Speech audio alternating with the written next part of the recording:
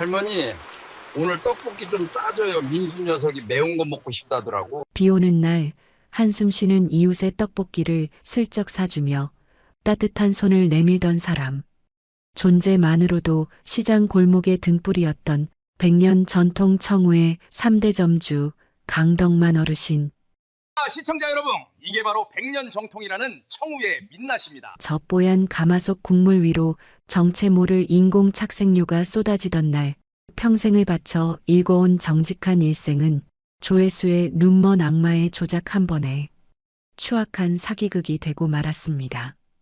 세상 모두가 등을 돌리고 떠나갈 때 짙은 어둠을 뚫고 한 사내가 나타납니다. 어르신, 제게 당신의 남은 인생을 파시겠습니까? 수수료는 당신이 다시 지펴낼 그 국물 한 그릇이면 충분합니다.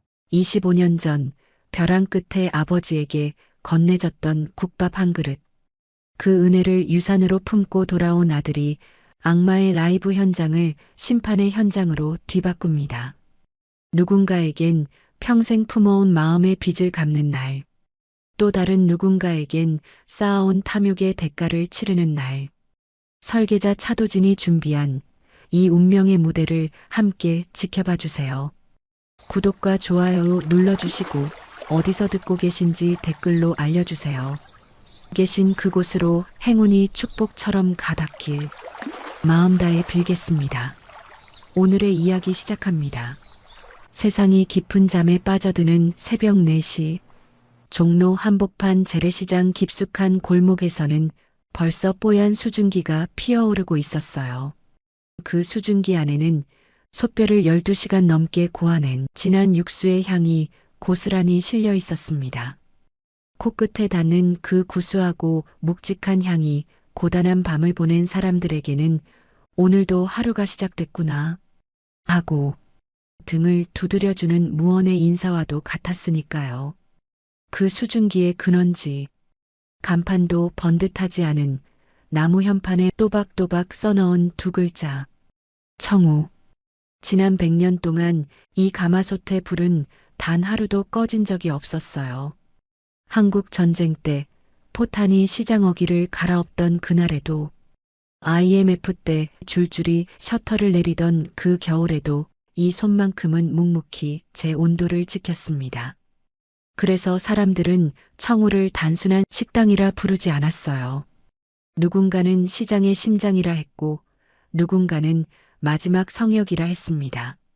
지상파 대형 다큐멘터리 위대한 유산에서 대한민국 100년의 자존심이라는 이름으로 소개되기도 했었죠. 그 성역의 문지기가 바로 강덕만이라는 사람이었습니다.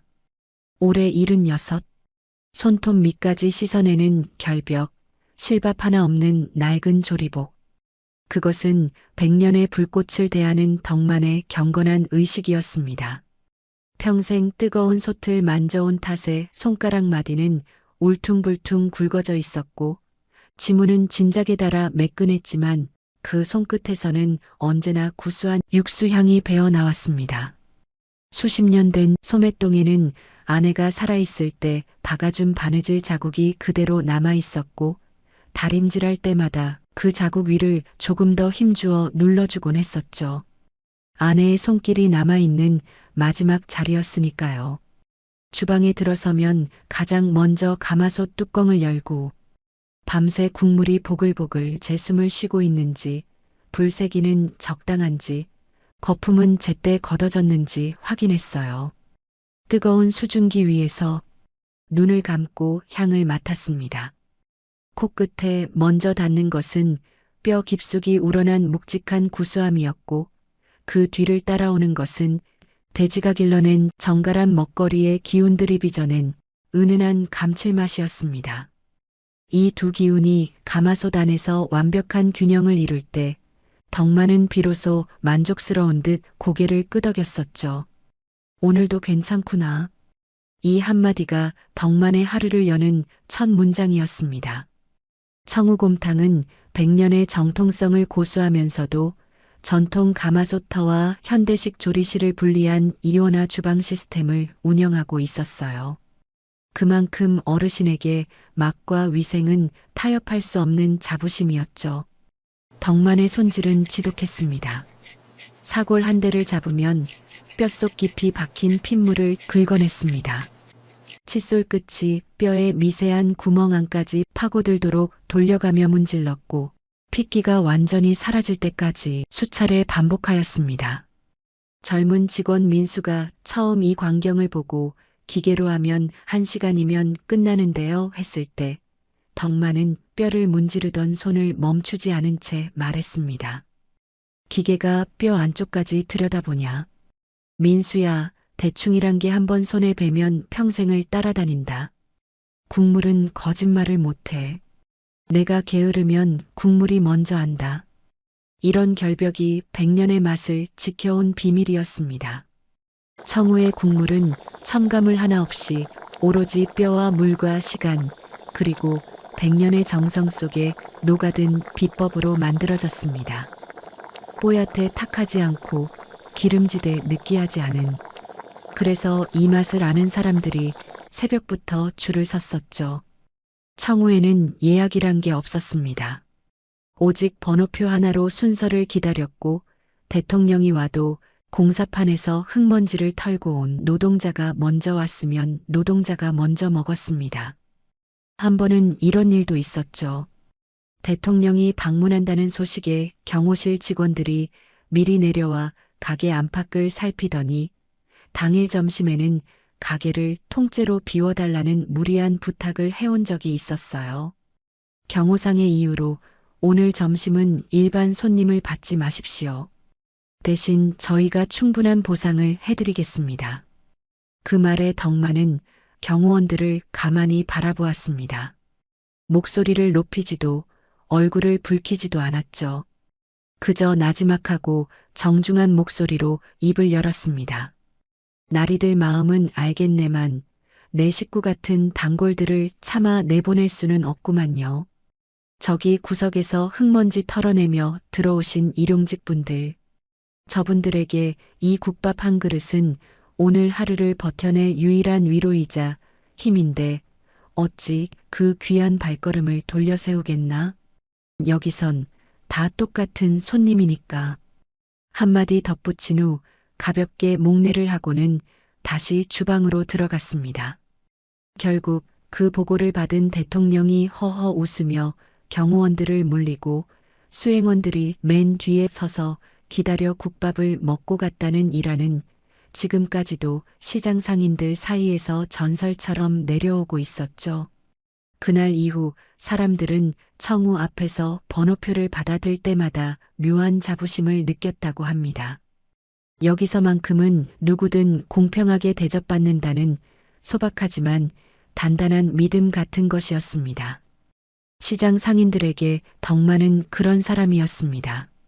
생선 가게 사장이 외상값을 못 받아 쩔쩔맬 때 슬쩍 국밥 한 그릇 갖다 놓고 조용히 돌아서고 떡볶이집 할머니가 비 오는 날 손님이 없어 한숨 쉬면 할머니, 오늘 떡볶이 좀 싸줘요. 민수 녀석이 매운 거 먹고 싶다더라고. 민수 녀석이 매운 거 먹고 싶다더라고 하며 먼저 지갑을 여는 등 거창한 말 한마디 없이 존재만으로 든든한 시장 골목의 마지막 어른이었습니다.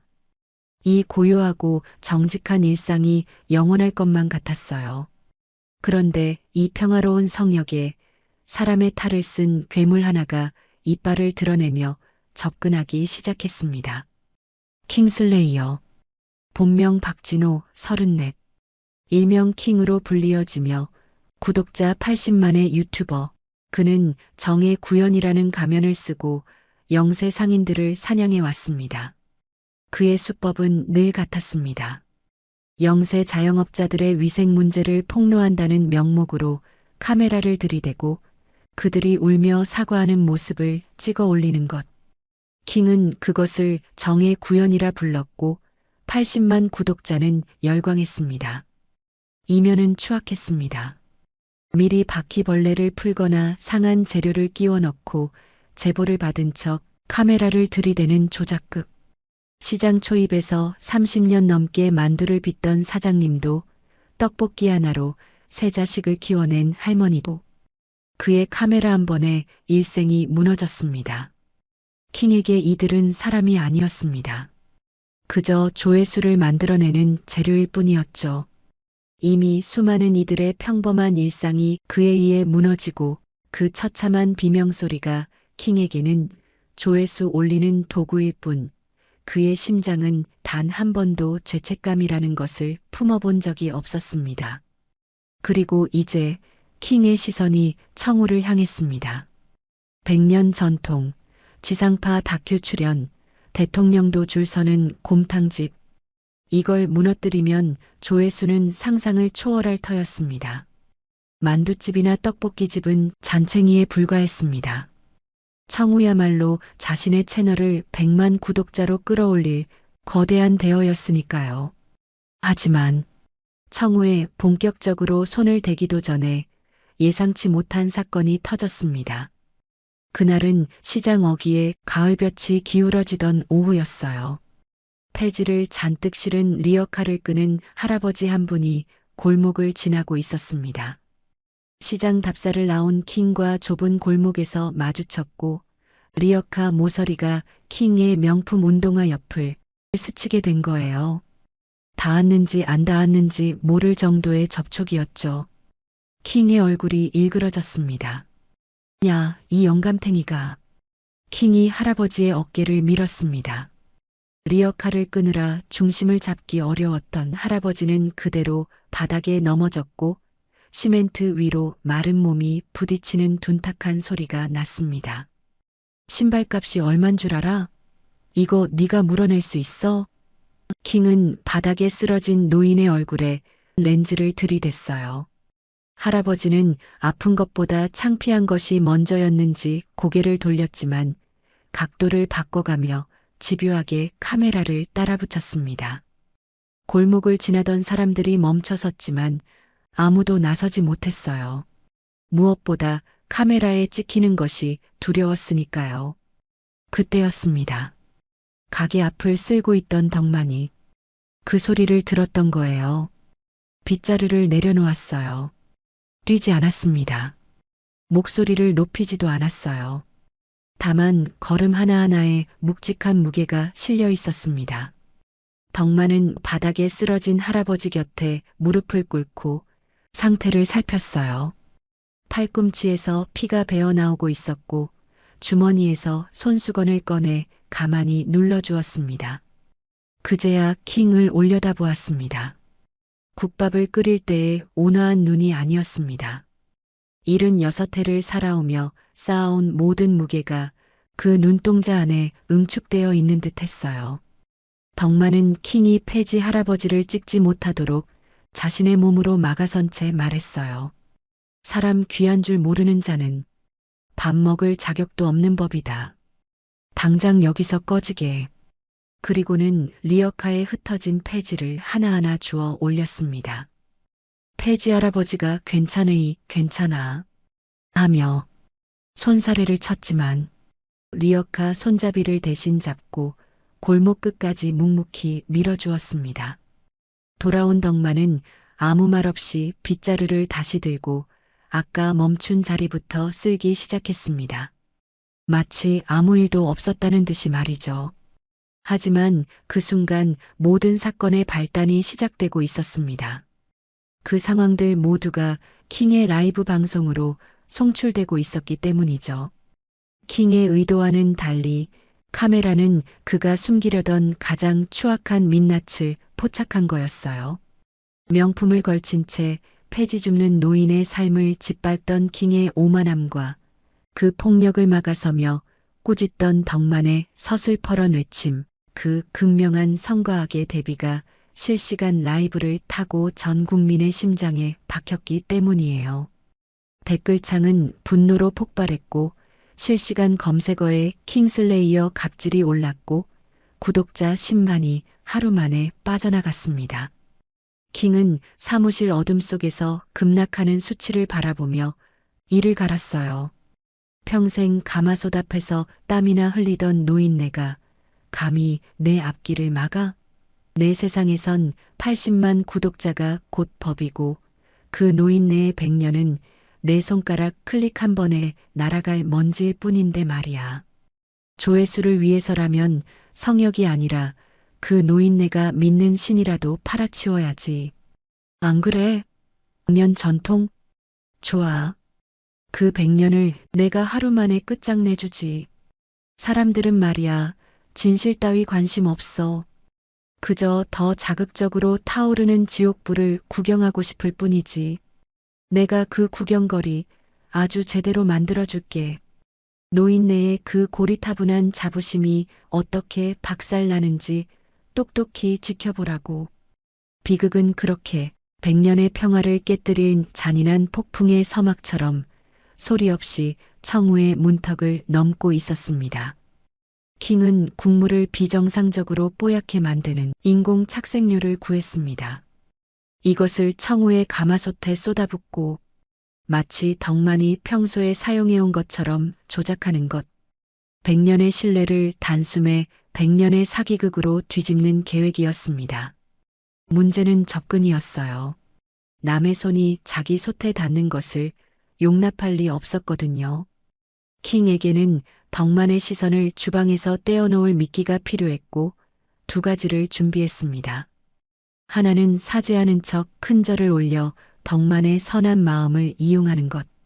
다른 하나는 매수한 가짜 가스 점검원을 보내 폭발 위험이 있으니 밸브를 차단해야 한다며 주방에 난입시키는 것. 100년간 타오르던 불꽃이 꺼질 수 있다는 공포는 덕만에게 다른 모든 것을 잊게 만들 것이었습니다. 사건 당일 점심 장사가 끝나고 주방에 잠시 고요가 내려앉은 오후였습니다. 가게 문이 열리더니 킹이 들어섰습니다. 손에는 포대 하나를 들고 있었습니다.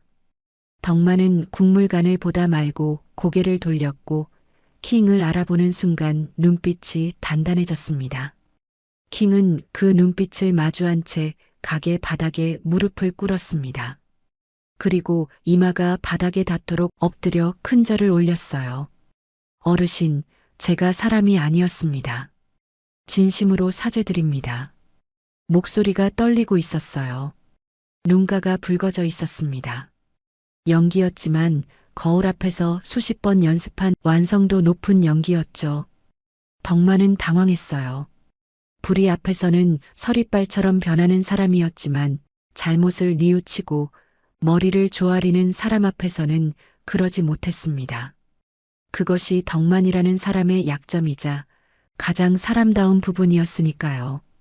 이봐, 일어나게. 바닥이 차워. 덕만이 킹의 팔을 잡아 일으키려는 바로 그 순간이었습니다. 문이 벌컥 열리며 형광조끼를 입은 남자가 뛰어들어왔습니다. 가스 누출입니다.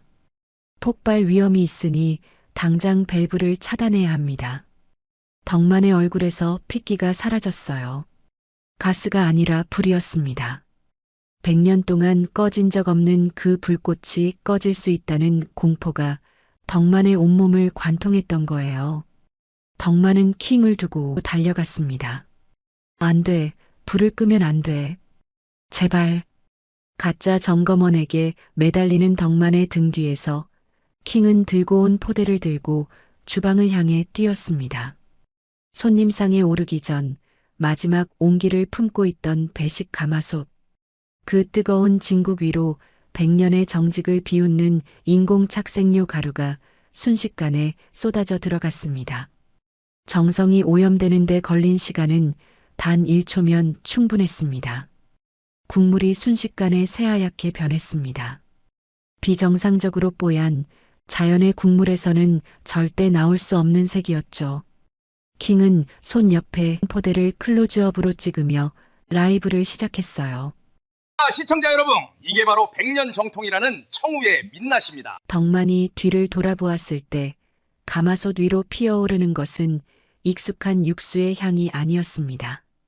코를 찌르는 인공의 냄새가 주방을 가득 채우고 있었고 100년간 맑았던 국물은 변해 있었습니다. 가짜 점검원이 밸브를 잠갔습니다. 100년간 타오르던 가마솥의 푸른 불꽃이 스르륵 줄어들더니 작은 숨소리 같은 것을 남기고 꺼져버렸어요. 덕만은 꺼져가는 불꽃 앞에 주저앉았습니다. 손을 뻗었지만 이미 늦어버린 거예요. 킹의 라이브 화면 속에서 조회수가 미친 듯이 치솟고 있었어요.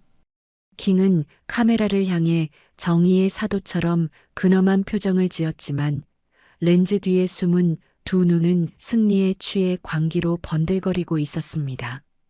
가마솥이 식어가는 소리가 마치 텅 빈 주방에 울려 퍼지는 듯 했습니다. 100년의 불꽃이 꺼진 첫 번째 밤이었어요.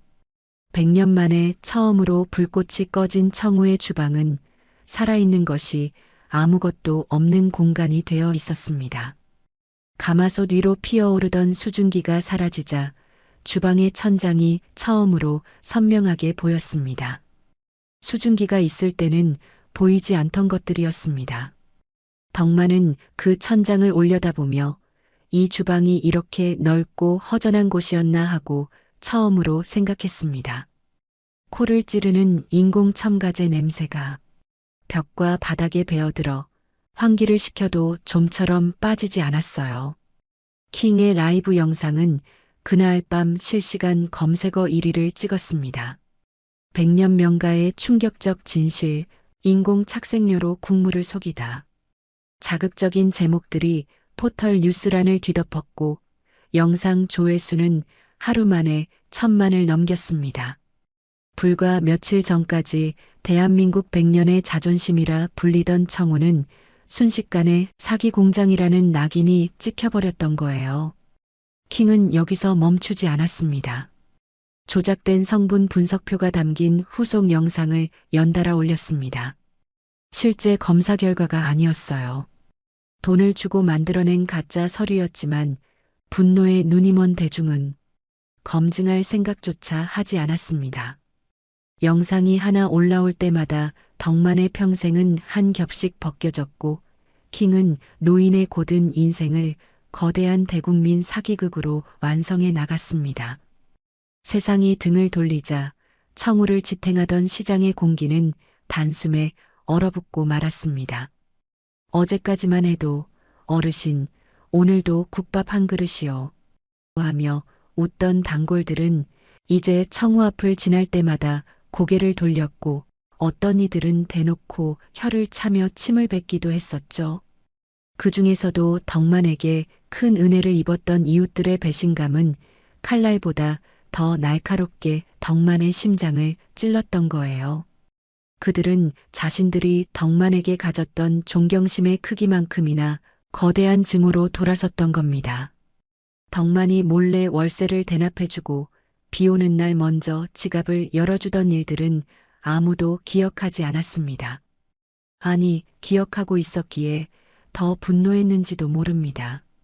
그 모든 따뜻함이 사기꾼의 위장술이었다고 믿게 되었으니까요. 생선 가게 박 사장은 외상값 때문에 쩔쩔맬 때 덕만이 슬쩍 놓고 갔던 그 따뜻한 국밥 그릇을 떠올렸습니다. 그때는 말없이 멀어지던 덕만의 등이 세상에서 가장 든든해 보였는데 이제는 그 침묵마저 철저히 계산된 사기꾼의 위장술처럼 느껴졌던 거죠. 박 사장은 청우 앞을 지날 때마다 일부러 먼 길로 돌아갔고 가게 안에서 새어나오는 육수 냄새에 저도 모르게 인상을 찌푸리곤 했습니다. 비극은 골목 너머 공사장까지 이어지고 있었습니다. 벽돌을 나르던 만두집 사장님은 점심시간 깨진 핸드폰 액정으로 그 뉴스를 확인하자마자 컵라면을 든 손이 그대로 굳어버렸던 거예요. 자신을 무너뜨린 괴물킹에게 유일하게 맞서주었던 강 노인마저 사기꾼이었다는 소식에 사장님은 핸드폰을 꽉 움켜쥔 채 한참을 움직이지 못했습니다. 사장님의 머릿속에는 30년 넘게 쓰던 만두틀을 쓰레기 봉투에 넣으며 주저앉아 울던 그날이 떠올랐습니다. 그때 아무 말 없이 다가와 이삿짐을 함께 날라주고 힘내게 사람 팔자 뒤집어질 날이 올 거야 라고 낮게 위로하던 덕만의 목소리를 그는 분명히 기억하고 있었거든요.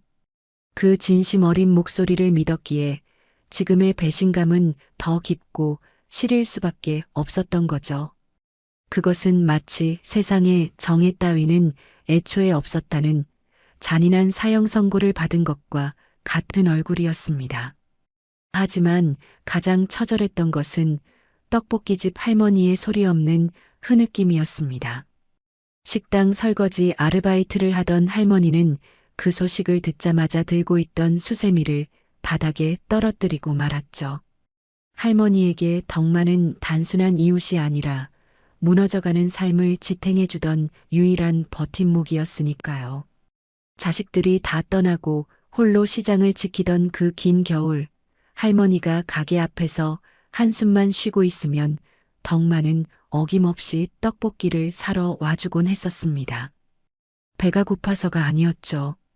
누군가에게 떡볶이를 팔고 있다는 사실 자체가 할머니에게는 살아있는 이유가 된다는 걸 덕만은 알고 있었던 거예요.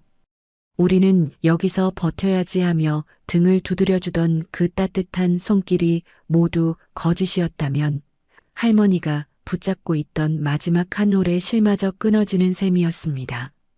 할머니는 그날 밤 설거지를 끝내고 숙소로 돌아가는 길에 아무도 없는 차가운 골목 벽에 기대어 한참을 목 놓아 울어야만 했습니다. 덕만은 이 모든 것이 조작임을 세상에 외치고 싶었어요. 킹 이 가루를 넣는 것을 자기 눈으로 봤고 가스 점검원이 가짜라는 것도 알고 있었죠. 하지만 입을 열 수 없었습니다. 킹이 민수를 인질로 잡고 있었기 때문이었죠. 민수, 28배 청우 주방 직원. 민수는 소년원 전과가 있었습니다. 친구들의 모략에 휘말려 억울하게 옥살이를 했던 아이였습니다.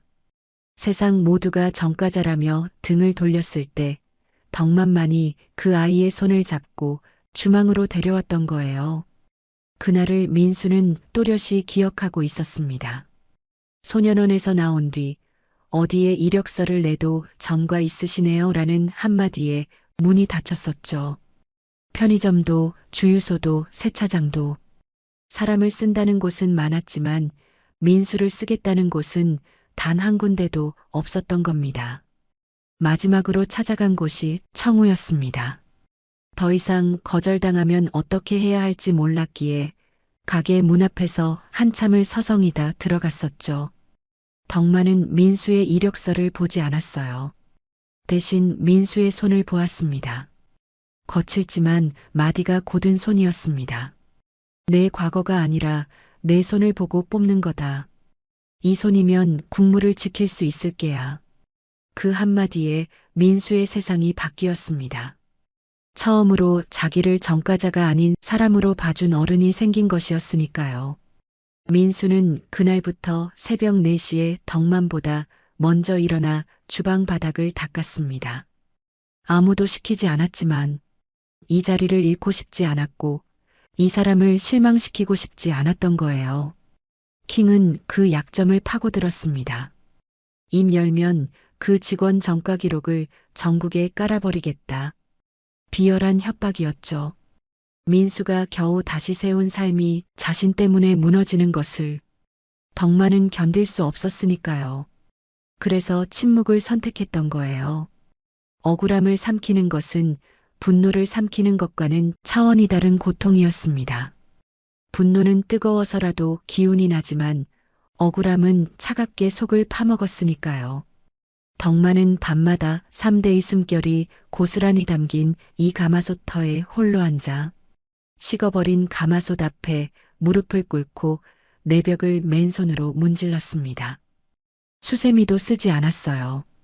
그냥 손바닥으로 아직 미지근한 온기가 남아있는 무쇠벽을 쓸고 또 쓸었어요. 그 가느다란 잔열이 오히려 잔인하게 다가왔었죠. 완전히 식어버렸다면 차라리 포기할 수 있었을 텐데 손끝에 남는 그 희미한 온기가 100년의 기억을 불러내며 덕만의 밤을 갈기갈기 찢어놓았습니다. 어떤 밤에는 가마솥 앞에 앉아 아버지와 대화를 했어요. 소리내지 않고 입술만 달싹이며 말이에요. 전쟁통에 이 국물 단지를 품에 안고 피난 갔던 아버지를 떠올렸던 거죠. 포탄이 터지는 와중에도 불씨 하나를 지켜냈던 그분의 아들이 사기꾼이라는 이름으로 끝나게 된 거였으니까요. 아버지에게 면목이 없었습니다. 그뿐이 아니었어요. 명망 있는 직장에 다니는 자식들에게도 불똥이 튀고 말았습니다. 회사에 비난 전화가 빗발쳤고 온라인에는 사기꾼의 자식들이라는 비아냥 섞인 글이 떠돌았죠. 자식들은 아버지를 걱정하기보다 자신들의 체면을 먼저 걱정하며 전화를 걸어왔었어요. 아버지, 당장 간판 내려요. 우리 창피하게 하지 말고. 큰아들의 목소리에는 걱정이 아니라 짜증이 섞여 있었습니다. 둘째 딸은 아예 전화를 받지 않았고요. 덕 많은 수화기를 내려놓고 한참을 가만히 서 있었습니다. 자신이 지켜온 불꽃이 오히려 자식들의 앞길을 막는 재앙이 되었다는 죄책감, 그것은 세상의 그 어떤 손가락질보다 더 깊은 곳을 찔렀던 거예요. 덕만은 그렇게 가게 안에 자신을 가두어 버렸습니다. 밖으로 나가지 않았고 아무도 들이지 않았습니다. 민수가 울며 문을 두드려도 오늘은 됐다. 돌아가거라 하고 돌려보냈습니다. 민수에게마저 짐이 되고 싶지 않았던 거예요. 한편 킹은 덕만의 침묵을 비웃으며 전설의 종말이라는 영상을 올렸습니다. 수억 원의 수익이 통장에 꽂혔고 눈먼 대중은 킹을 정의의 사도라 부르며 열광했었죠.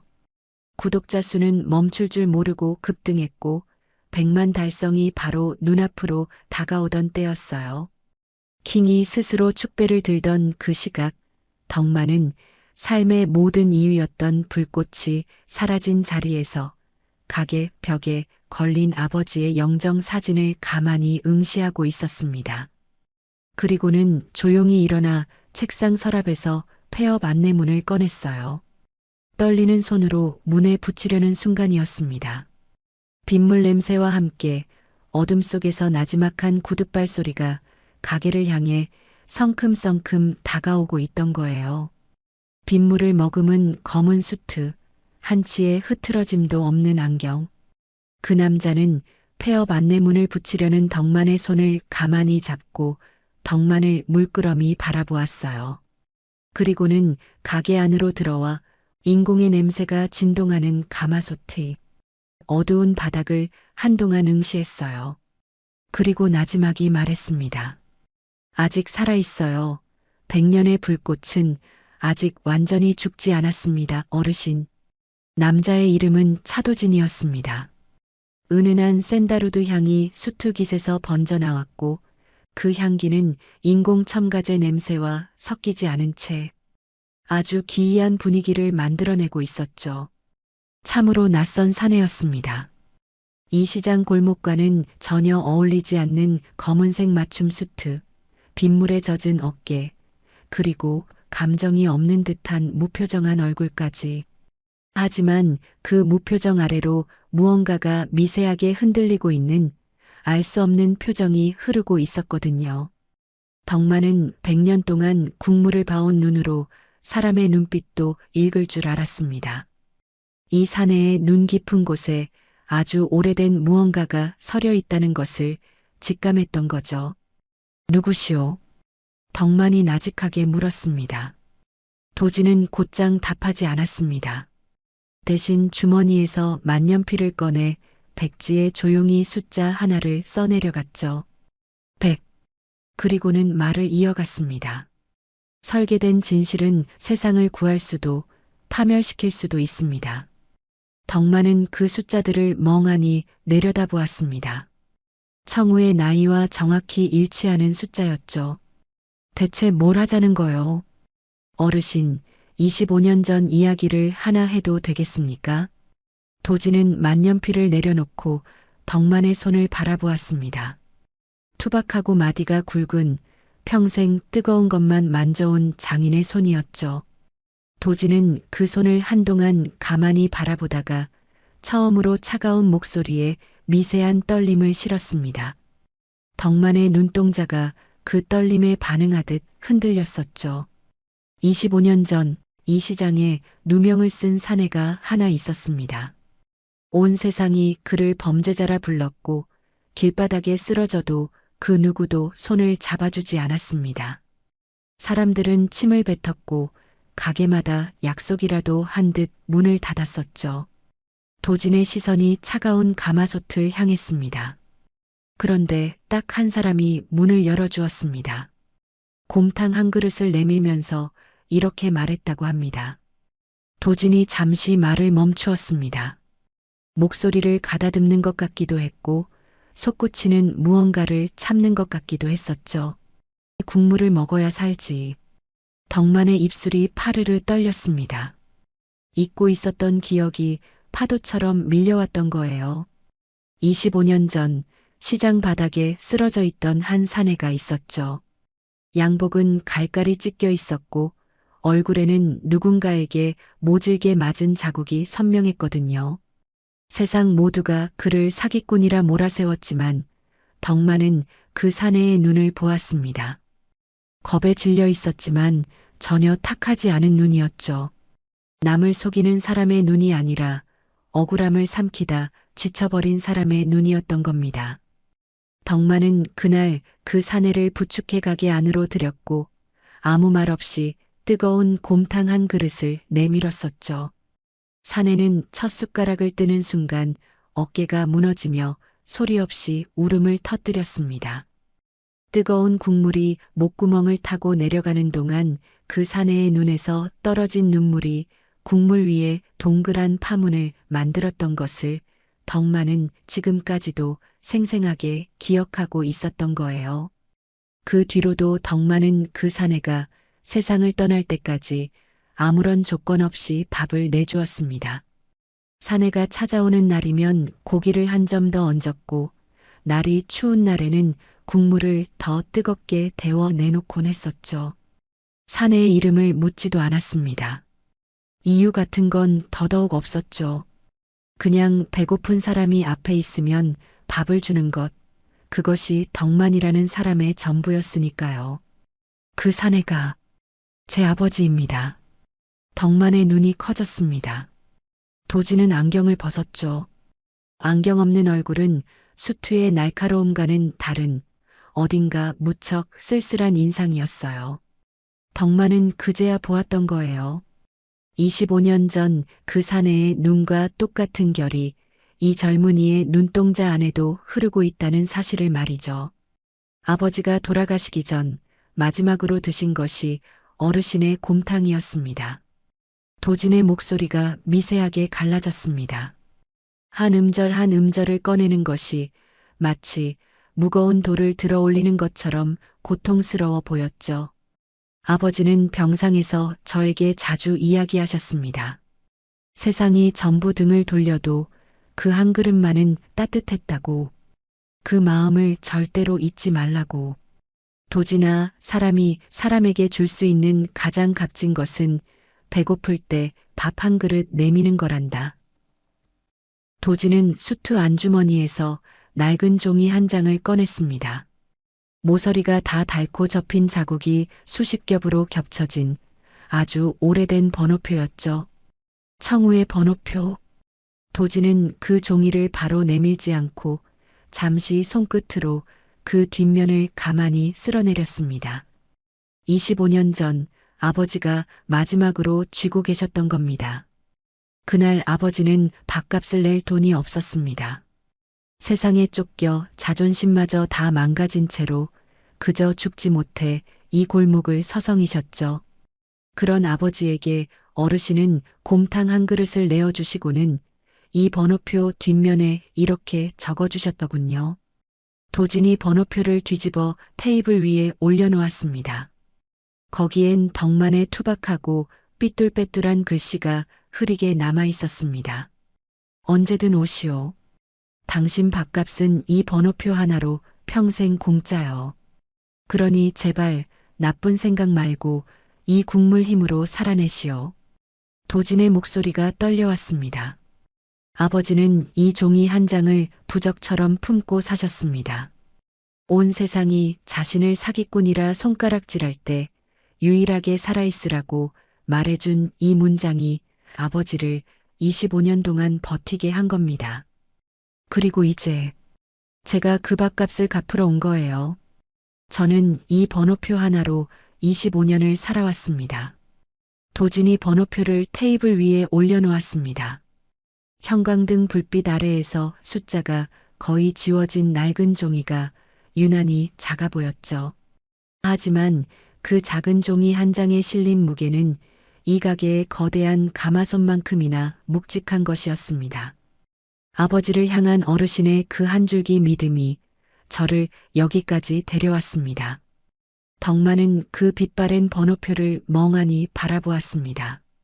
청우 고유의 인쇄 자국이 희미하게 남아 있었고 틀림없는 이 가게의 것이고 덕만의 필체였습니다. 번호표에서 눈을 떼지 못한 채 25년 전 그 사내의 얼굴을 떠올렸습니다. 국물을 마시며 울던 그 사내에게 아들이 있었다는 것. 그 아들이 아버지가 받은 곰탕 한 그릇을 25년 동안 가슴에 품고 살아왔다는 사실을 말이에요. 도진은 번호표를 다시 안주머니에 넣고 안경을 썼습니다. 다시 무표정한 얼굴이 돌아왔지만 그 아래의 떨림은 여전했습니다. 어르신, 제게 당신의 남은 인생을 파시겠습니까? 덕만이 대답하기 전에 도진이 덧붙였습니다. 수수료는 어르신께서 다시 불을 지피고 정성으로 끓이게 될 국물 한 그릇이면 충분합니다. 그것은 단순한 거래의 제안이 아니었습니다. 25년 동안 가슴속에 갈아온 보온의 칼날을 꺼내드는 서늘하면서도 뜨거운 선전포고였죠. 아버지가 받은 그 온기를 되갚기 위해 이 남자는 25년을 기다려왔고 지금 이 순간을 위해 자신의 모든 것을 갈아 넣을 준비가 되어 있었던 거예요. 덕만은 도진의 눈을 오래 들여다보았습니다. 25년 전 아버지의 눈에서 보았던 것과 똑같은 결이 거기 있었거든요. 거짓이 아니었습니다. 100년 동안 국물을 봐온 눈은 사람의 진심도 알아보는 법이었으니까요. 덕만이 천천히 고개를 끄덕였습니다. 계약이 성사되자 도진의 눈빛이 순식간에 달라졌죠.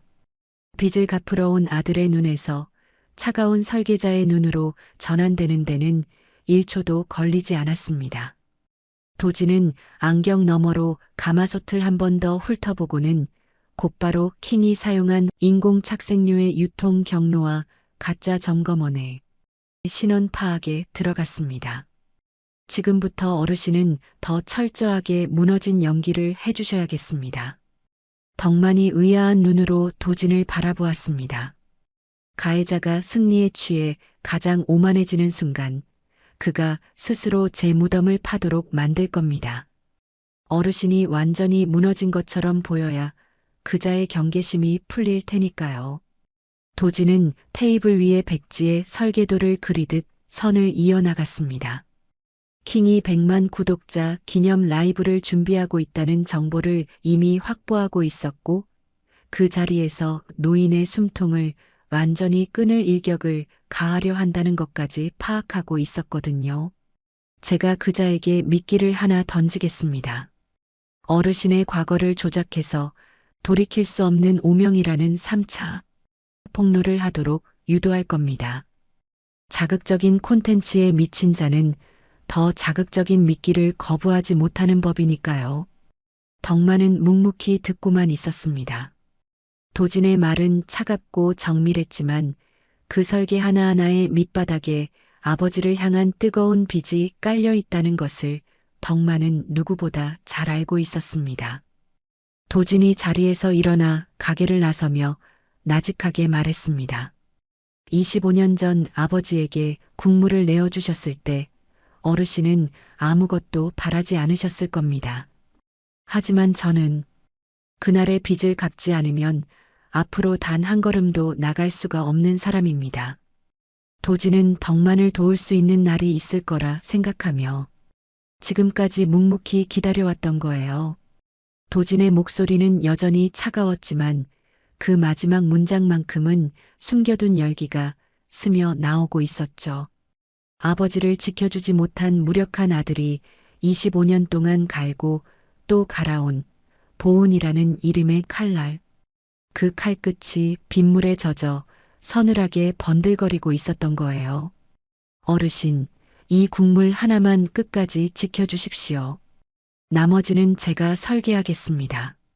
문이 닫히고 나지막한 구둣발 소리가 빗속으로 서서히 멀어져 갔습니다. 덕만은 아버지가 살아생전 불을 지피시던 텅 빈 부엌에 홀로 앉아 가마솥을 바라보며 조용히 눈을 감았습니다. 한참 동안 정적이 흐른 뒤 덕만이 눈을 떴을 때 입가에 아주 희미한 무언가가 지나갔습니다. 미소라고 하기에는 너무 작았지만 절망이라고 하기에는 무척이나 따뜻한 것이었죠. 바깥에서는 여전히 비가 내리고 있었지만 시장 바닥으로 스며드는 달빛은 구름 사이를 비집고 나와 날카롭게 부서지고 있었습니다. 이제 막 시작된 설계자의 반격이 얼마나 서늘할 것인지를 예고하기라도 하듯이 말이죠. 킹은 점점 초조해지고 있었습니다. 인공착색료 가루 폭로 이후 라이브 수익은 짭짤하게 챙겼지만 갑질 영상의 후유증이 생각보다 깊었거든요. 정의의 사도라는 화려한 타이틀 뒤에 폐지 노인을 밀친 놈이라는 꼬리표가 끈질기게 따라붙었고 신규 구독자 유입은 눈에 띄게 더뎌졌던 거죠. 100만이라는 숫자가 코앞인데 자꾸만 손이 닿지 않는 느낌. 킹은 사무실 의자에 깊숙이 기대앉아 실시간 구독자 수를 새로 고침하며 손톱을 물어뜯고 있었죠. 더 자극적인 한 방이 절실했습니다. 대통령도 줄 서서 먹고 가는 청우, 그 강덕만을 완전히 매장할 수 있는 누구도 반박할 수 없는 결정타 말이에요. 바로 그때 도진이 접근했습니다. 청우의 전직 내부 직원이라는 가짜 가면을 쓰고 킹의 제보 채널에 메시지를 보냈던 거예요. 만남의 장소는 시장에서 멀리 떨어진 도심의 한 카페였습니다. 도진은 의도적으로 수트가 아닌 낡은 점퍼를 입고 나타났었죠. 불안한 듯 주변을 두리번거리는 연기까지 완벽하게 소화해냈습니다. 강 노인이 사실은 주방 구석 깊숙한 곳에 진짜 사용금지 첨가물을 숨겨두고 있습니다. 인공착색료는 사실 빙산의 일각일 뿐이에요. 킹의 눈이 번쩍 뜨였습니다. 의자에 기대앉아 있던 몸이 용수철처럼 앞으로 쏠렸거든요. 커피잔을 만지작거리던 손이 멈췄고 입꼬리는 저도 모르게 비열하게 올라갔습니다. 증거는요. 100만 라이브 때 그 자리에서 직접 꺼내 보여드리면 됩니다. 제가 정확한 위치를 알려드리죠. 전 국민이 지켜보는 앞에서 터뜨리는 겁니다. 킹의 머릿속에서는 벌써 화려한 시나리오가 그려지기 시작했습니다. 이것은 단순히 노인을 한 번 더 때리는 수준이 아니었죠. 착색료 가루가 시작이었다면 사용금지 첨가물은 그야말로 종지부를 찍는 거였으니까요. 100년 명가가 100년 동안 가짜를 팔아왔다는 스토리. 이걸 100만 기념 라이브에서 터뜨리면 조회수는 그야말로 폭발할 게 뻔했으니까요. 그런데 킹을 진짜로 움직인 것은 단순한 조회수만이 아니었습니다. 전 국민 앞에서 그 고고한 노인이 절망하며 무너지는 표정을 생중계하는 것. 시장 골목에서 자신에게 사람 귀한 줄 모르는 놈은 밥 먹을 자격도 없다고 일갈했던 그 노인의 눈에서 빛이 완전히 꺼지는 순간을 수백만 명이 지켜보게 만드는 것. 그 잔인한 장면을 상상하자 킹의 입꼬리는 제어할 수 없이 올라갔던 거예요. 좋아요. 합시다. 도진은 고개를 숙여 불안한 내부 고발자 연기를 끝까지 이어가면서도 테이블 아래에서는 주먹을 꽉 쥐고 있었습니다. 킹이 완벽하게 미끼를 문 거였죠. 카페를 나선 도진은 골목을 돌아 인적이 없는 곳에서 멈추었습니다. 낡은 점퍼를 벗어 차곡차곡 접고 안주머니에서 무태안경을 꺼냈었죠. 내부 고발자의 불안한 눈이 다시 차가운 설계자의 눈으로 돌아오는 데는 안경 하나를 쓰는 시간으로도 충분했습니다. 도지는 주머니 속 1번 번호표를 손끝으로 다시 확인하고는 다음 목적지를 향해 거침없이 걸음을 옮겼습니다. 같은 시각, 도지는 또 하나의 치밀한 판을 짜고 있었습니다. 시장에서 멀리 떨어진 어느 지하 사무실, 형광등이 지직거리는 그 좁고 습한 공간에 사람들이 하나둘 모여들기 시작했거든요. 모두가 킹에게 삶을 송두리째 짓밟힌 사람들이었습니다. 공사장의 흙먼지가 채 털리지 않은 만두집 사장님이 가장 먼저 도착했죠. 작업복 무릎에는 시멘트 가루가 하얗게 묻어 있었고 30년을 만두를 빚던 손이었는데 지금은 벽돌을 나르는 손이 되어 있었던 겁니다. 그 옆에는 떡볶이집 할머니가 앉았습니다. 가게를 접은 뒤로 부쩍 작아진 등이 의자 등받이에 차마 닿지도 않았어요. 조작된 영상으로 극심한 우울증으로 대인기피증까지 앓았던 수성공, 가짜 위생 고발로 단골을 모두 잃은 족발집 사장, 킹의 카메라 앞에서 무릎을 꿇고 빌어야 했던 분식집 부부까지 수십 명의 피해자가 그 좁은 지하실을 가득 채웠습니다. 모두의 얼굴에는 공통된 정서가 흐르고 있었죠. 그것은 분노가 아니라 체념이었습니다. 이미 싸울 힘도 방법도 없다고 믿어버린 사람들의 눈빛이었던 거예요. 킹의 사이코패스 기질을 이미 수차례 겪었기 때문이었죠. 도지는 그들 앞에 스피커 하나를 내려놓았습니다. 먼저 들으셔야 할 것이 있습니다. 재생 버튼을 누르자 킹의 목소리가 습한 공기를 가르고 흘러나왔습니다. 피해자들이 카메라 앞에서 울며 사과를 구걸할 때 카메라가 꺼진 뒤 사무실에서 킹이 남긴 생생한 육성이었죠. 야, 저 노인네들 우는 거 봤냐? 조회수 진짜 달달하네. 아, 웃겨서 배꼽 빠지겠다. 지하실의 공기가 순식간에 얼어붙었습니다. 만두집 사장님의 주먹이 부르르 떨리기 시작했죠. 떡볶이집 할머니는 고개를 떨군 채 입술을 지그시 깨물었죠. 수성공은 두 손으로 얼굴을 감싸 쥔 채 어깨가 들썩였습니다. 이 사람은 킹의 영상이 올라간 뒤 욕실에서 나쁜 마음을 먹었던 사람이었거든요. 다행히 이웃이 발견해 목숨은 건졌지만 손목의 흉터는 아직도 긴 소매 안에 깊이 숨겨져 있었던 겁니다.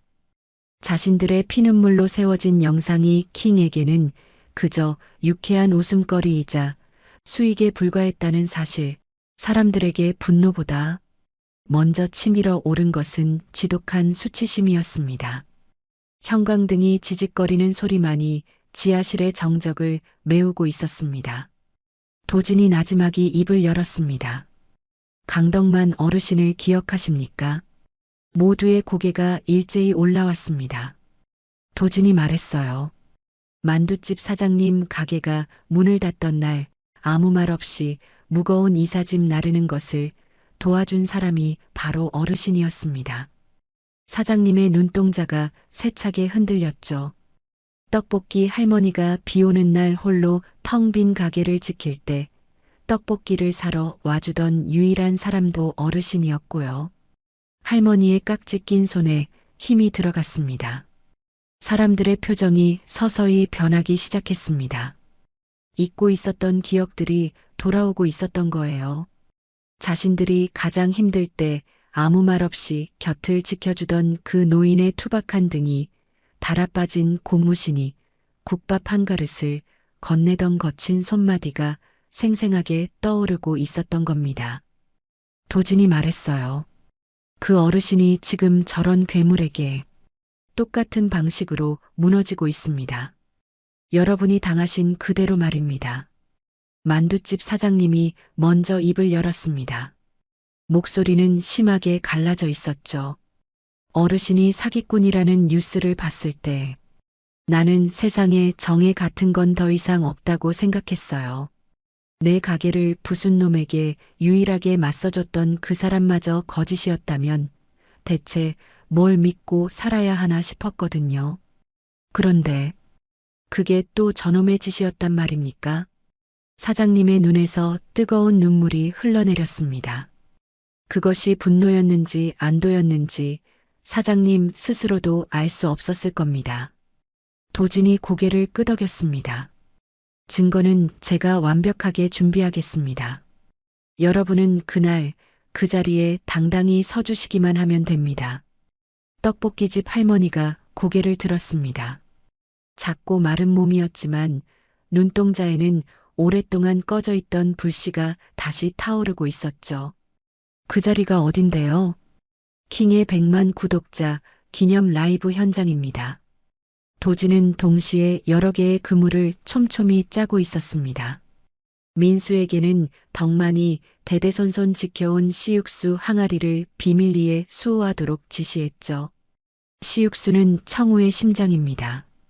국물의 씨가 되는 원액으로 이것이 없으면 청우 특유의 맛은 다시 태어나기 어려웠거든요. 킹이 가마솥의 국물은 망쳤을지언정 이 항아리만 무사하다면 청우는 반드시 다시 살아날 수 있었던 겁니다. 민수는 도진의 지시를 듣자마자 단 1초의 망설임도 없이 고개를 끄덕였습니다. 이유조차 묻지 않았죠. 어르신의 소중한 것을 지키는 일이라면 민수에게는 그것만으로도 목숨을 걸 충분한 이유가 되었으니까요. 한편으로는 매수된 가짜 가스 점검원들을 끈질기게 미행했습니다. 그들이 킹에게 받은 뒷돈에 출처, 범행을 모의한 정황, 통화 기록까지 낱낱이 기록하며 법적인 그물을 완성해 나갔죠.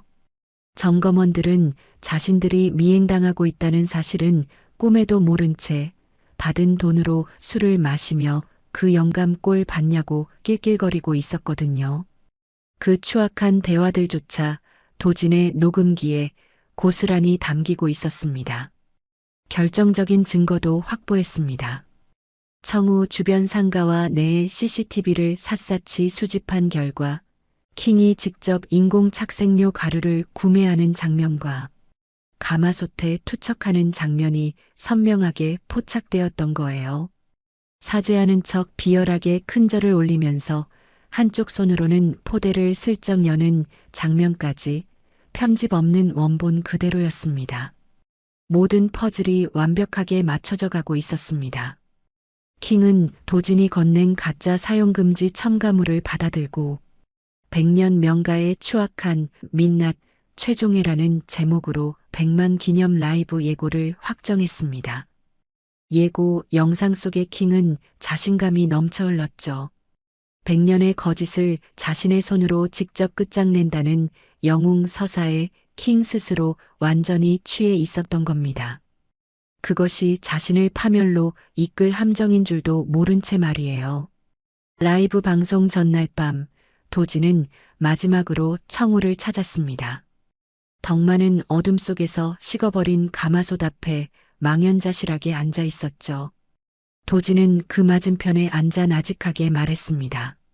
내일 그자가 어르신의 가슴에 마지막 칼을 꽂으려 할 겁니다. 덕만은 묵묵히 듣고만 있었습니다. 피하지 마십시오. 가만히 계십시오. 그자가 칼을 꽂는 바로 그 순간이 제가 설계한 처형의 시작점입니다. 덕만이 고개를 끄덕였습니다. 떨림은 없었습니다. 100년의 불꽃을 지켜온 사람은 인생의 마지막 순간에 결코 흔들리지 않는 법을 알고 있으니까요. 도진이 일어서며 문 앞에서 다시 멈췄습니다. 어르신, 이 국물 하나만 지켜주십시오. 나머지는 제가 설계하겠습니다. 구둣발 소리가 빗속으로 사라졌습니다. 덕만은 홀로 남겨진 주방에서 식어버린 가마솥을 바라보며 조용히 눈을 감았습니다. 내일이면 이 솥이 다시 뜨겁게 달아오르거나 아니면 영원히 차갑게 꺼지거나 둘 중 하나였습니다. 청우 앞 골목이 사람들의 인파로 가득 찼습니다. 킹의 100만 구독자 기념 라이브 현장. 백년 명가의 추악한 민낯, 최종회라는 자극적인 예고가 뜨자 수천 명의 대중과 유튜버들이 상어떼처럼 몰려들었던 거예요. 카메라가 수십 대, 스마트폰이 수백 대. 좁은 시장 골목은 인간의 원초적인 호기심과 잔인함으로 빽빽하게 메워졌습니다. 하늘에는 방송용 드론이 날아다녔고 주요 언론사 취재 차량까지 시장 입구를 막고 서 있었죠. 킹은 그야말로 기세등등했습니다. 온몸을 명품으로 도배한 채 선글라스를 끼고 손에는 도진이 건넨 가짜 사용 금지 첨가물이 든 포대를 당당하게 들고 있었거든요. 카메라 세대가 킹의 얼굴을 다각도로 비추고 있었고 라이브 접속자 수는 이미 10만을 가볍게 넘겨 실시간으로 치솟고 있었습니다. 킹은 화면 속 실시간 댓글이 폭포처럼 올라오는 것을 확인하며 비릿하게 혀로 입술을 축였습니다. 오늘을 위해 준비한 모든 것이 완벽하다고 믿었거든요.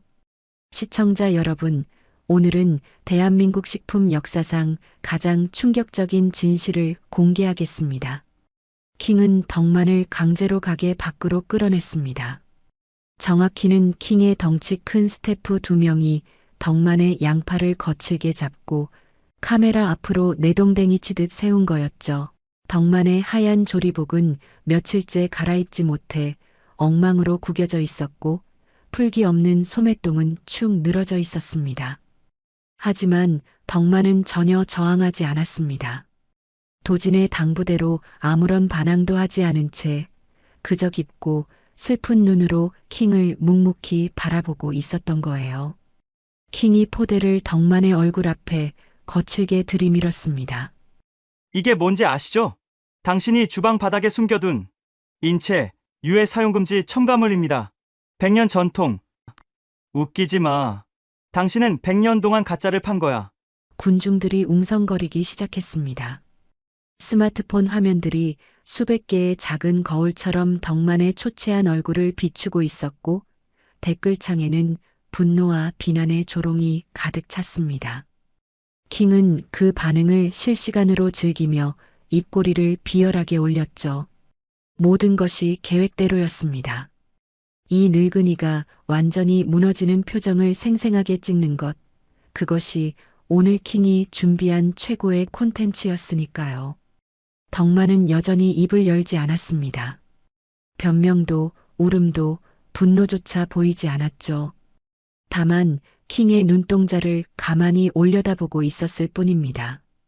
그 깊은 시선 안에는 분노가 아닌 어떤 숭고한 연민 같은 것이 담겨 있었는데 킹은 평생 그런 것을 읽어낼 수 있는 부류의 인간이 아니었습니다. 어이 할아버지, 할 말 없어? 100년 동안 사람들한테 독먹인 소감이 어떠냐고. 킹이 카메라를 덕만의 얼굴에 바짝 들이대며 조롱했습니다. 군중 사이에서 야유가 터져나왔고 누군가는 사기꾼이라고 외쳤죠. 덕만의 조리복 깃에 누군가 던진 종이컵이 맞고 떨어졌습니다. 덕만은 고개를 숙이지 않았습니다. 종이컵이 발밑에 굴러가는 것을 내려다보지도 않았죠. 그냥 킹의 눈을 뚫어지게 보고 있었을 뿐입니다. 바로 그 순간이었습니다.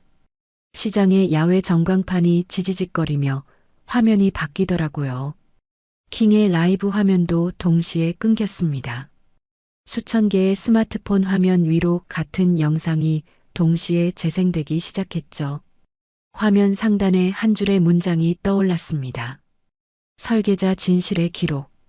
킹의 얼굴에서 웃음기가 순식간에 증발했습니다.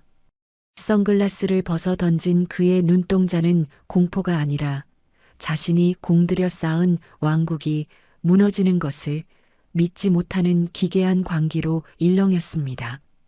사이코패스 특유의 텅 빈 안광이 사방으로 번득이며 어떻게든 빠져나갈 구멍을 찾는 포식자의 비열한 본능만이 그 눈 안에서 꿈틀거리고 있었습니다.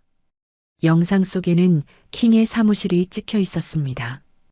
킹이 의자에 비스듬히 기대앉아 피해자들의 울음을 흉내내며 낄낄거리는 모습, 가짜 점검원들에게 전화로 범행을 지시하는 모습 노인네가 울고불고 매달려도 그냥 불 꺼버려. 그게 그림이 좋잖아. 차갑고 비정한 킹의 목소리가 시장 전체에 울려 퍼졌습니다. 소란스럽던 군중이 일순간 쥐 죽은 듯 조용해졌죠. 수천 명이 동시에 숨을 멈춘 것 같은 정적이었습니다. 방금까지 사기꾼을 외치던 사람들의 입이 벌어진 채 다치지 않았거든요. 전광판 속 킹의 얼굴과 지금 눈앞에 서 있는 킹의 얼굴이 극명하게 대비되었습니다. 화면 속의 킹은 웃고 있었고 눈앞의 킹은 사색이 되어 있었죠. 이어서 결정적 증거가 터져 나왔습니다. 킹이 직접 공업용 화이트닝 가루를 구매하는 장면. 편의점 옆 골목에서 착색료 판매상에게 현금 봉투를 건네는 장면. 청우의 주방에서 사죄하는 척 큰절을 올리면서 덕만이 가짜 점검원에게 매달리는 사이 한 손으로 포대를 열어 가마솥에 가루를 쏟아붓는 장면. 편집 없는 고화질 CCTV 원본이었던 거예요. 각도도 시간도 킹의 얼굴도 너무나 또렷했죠. 부정할 수 없는 날 것의 진실이었습니다. 이건 해킹이야. 다 조작된 거라고. 킹이 발악하며 소리쳤습니다. 하지만 목소리는 이미 흉하게 갈라져 있었거든요. 카메라를 든 손이 부들부들 떨렸고 얼굴에서는 이미 핏기가 완전히 빠져나간 뒤였습니다. 주변을 둘러보았지만 킹의 스태프들은 이미 한 발 뒤로 물러나 있었습니다. 자신들의 얼굴까지 영상에 찍혀 있을지 모른다는 공포 때문이었죠. 그때 군중 사이가 서서히 갈라지며 사람들이 하나둘 앞으로 나오기 시작했습니다. 만두집 사장님이 가장 먼저였습니다. 걸음은 한치의 흔들림도 없었습니다. 그 뒤로 떡볶이집 할머니가 나왔죠. 작고 마른 몸이었지만 눈에는 서슬퍼런 불이 켜져 있었습니다. 수성공이, 족발집 사장이, 분식집 부부가 줄지어 나타나 킹을 포위하듯 에워쌌습니다. 수십 명, 킹이 그동안 무참히 짓밟아온 사람들의 얼굴이 하나하나 카메라에 잡혔습니다. 만두집 사장님이 킹의 앞에 섰습니다. 사장님의 굵고 메마른 목소리가 시장 골목에 쩌렁쩌렁하게 울려 퍼졌습니다. 너 때문에 죽으려 했던 사람들이다. 어디 한번 마음껏 비웃어봐. 킹은 뒷걸음질 쳤습니다. 한 발, 두 발. 그러다 자신이 세워둔 카메라 스탠드에 뒤꿈치가 걸리고 말았죠. 비틀거리던 킹은 그대로 바닥에 꼴사납게 주저앉았습니다. 시장 바닥에 흙먼지가 묻었지만 킹은 그 흙을 털어낼 생각조차 하지 못했습니다. 그저 피해자들의 얼굴을 공포 어린 눈으로 올려다볼 뿐이었죠. 조회수로만 보던 소모품들이었습니다.